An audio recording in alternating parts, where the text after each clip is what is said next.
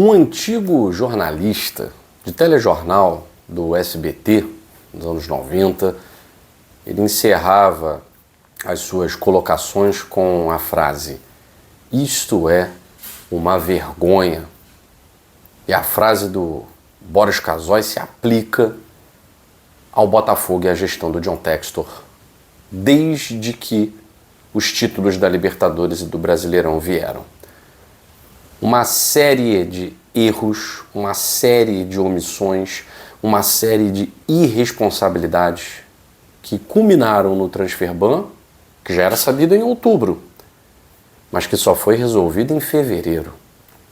Isso não tira a responsabilidade do Martin Anselmi, um treinador que parecia sim o verdadeiro professor Pardal. Faltando 10 minutos de jogo, Botafogo precisando de gente que pudesse ajudar, ele simplesmente coloca Nathan Fernandes, um jogador que beira a inutilidade, e Caio Valle, isso mesmo, Caio Valle, um menino que se jogou uma partida entre os profissionais é muito. Foi a primeira partida do Caio Valle entre os profissionais, os titulares do Botafogo. O jogo contra o Bangu eram sub-20, reservas, sub-17. Ele botou o Caio Valle. Martin Anselmi tem muita culpa no cartório. Os jogadores, os mais experientes, têm muita culpa no cartório. Mas a gestão do Botafogo, ela é a responsável por esse fracasso no ano de 2026. Falamos do Bahia. Falamos como o Bahia havia destruído a temporada de 2026. Afinal de contas, a eliminação para o O'Higgins na segunda fase da Libertadores significou um calendário vazio para o tricolor baiano. Com o investimento que o Bahia tem, ele não pode se permitir um vazio no seu calendário.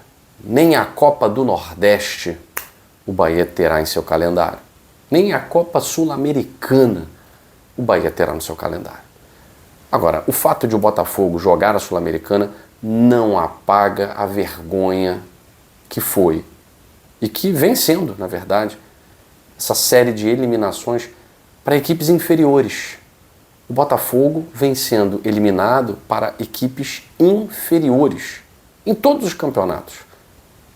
O Botafogo, no Campeonato Carioca, foi eliminado pelo Flamengo, que tem um time melhor, mas vivendo um momento péssimo, vivendo um momento terrível.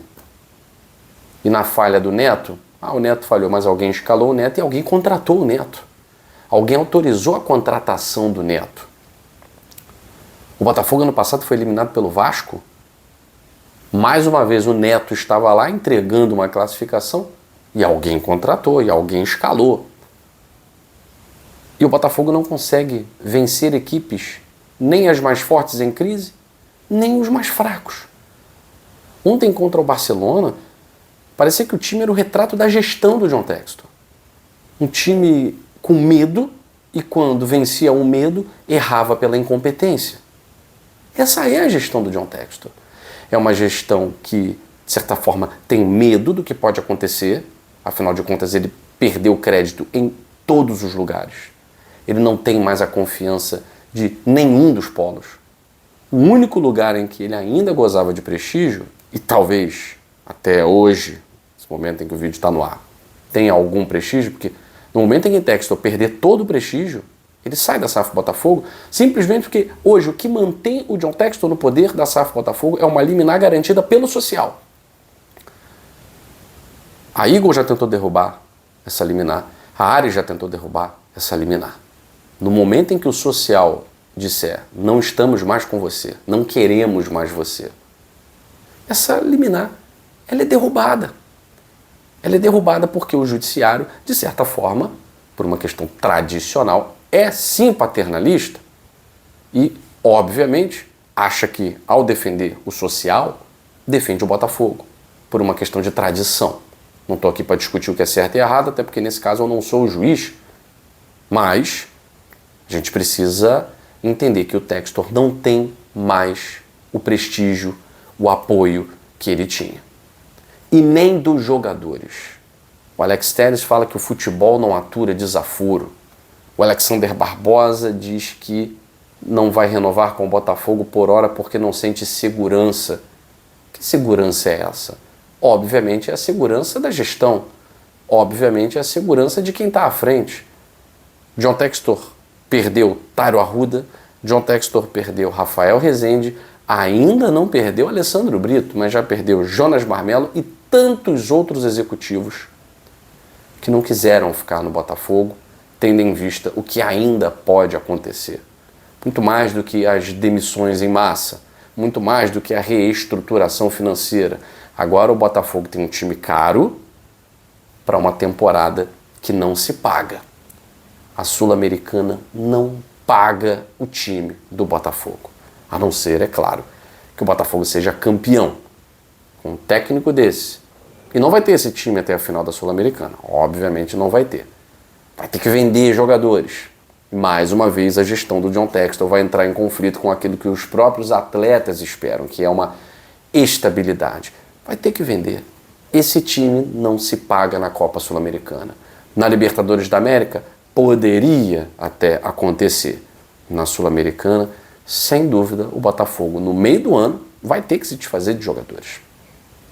Para se pagar, para sobreviver, para dar um mínimo de segurança aos atletas até final do ano.